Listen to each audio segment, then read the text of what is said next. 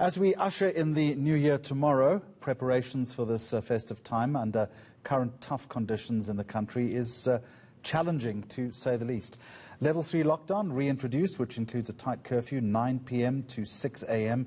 And obviously, as a result, big traditional New Year's parties are not allowed. So what are we doing differently? Today, reporter Aviwe Mtila is out and about finding out how South Africans are getting ready for what should be a happy evening. He's currently in Mansfield, where some residents are hosting a braai. When we last spoke to you, it was all about smaller is better and people coming up with some very innovative ideas.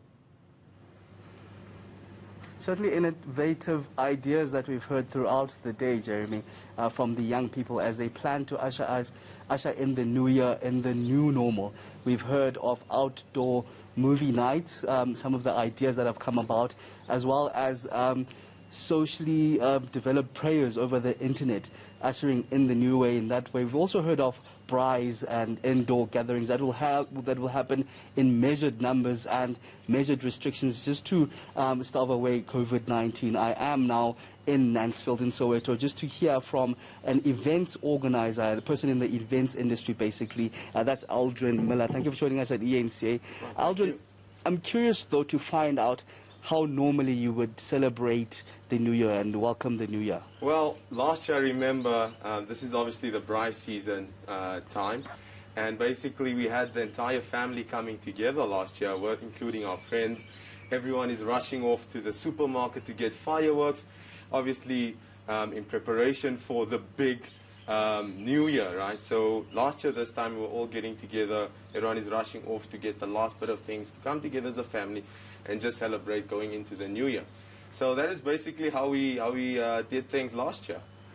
I can imagine with the curfew in place starting at 9 p.m.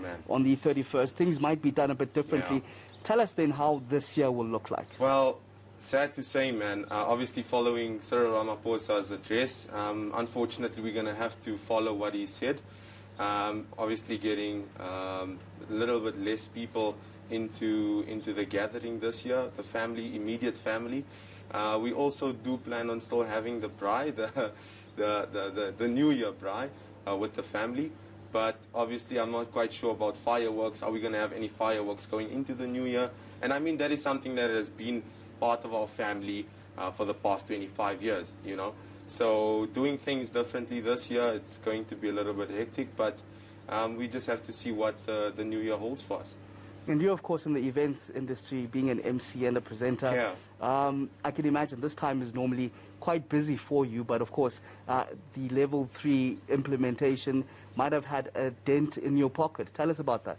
Well, I actually had a few weddings lined up for the festive season, but obviously now, because of what has happened, because of COVID-19, we were actually told that we had to cancel everything. So everything has been moved out. I actually had a chat with a friend of mine, Zain, and he's also really big in the events industry, and he had to have an event tomorrow actually going into the new year, but they've sent a media release saying that all events have been cancelled till further notice, which is sad, because this is ultimately how we make our money during the festive season, and this is how we put bread on the table. So I think we just need to remain optimistic and see what we do moving into 2021.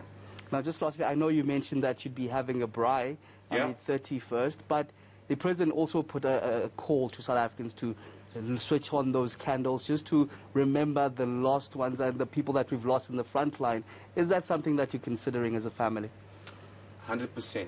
I think ultimately we are also citizens of this country, and it is ultimately the right thing to do in paying our respects to everyone who has been on the front line since the beginning of COVID-19, and we want to commemorate our fellow workers, our fellow soldiers, and yeah, we're definitely looking to do that.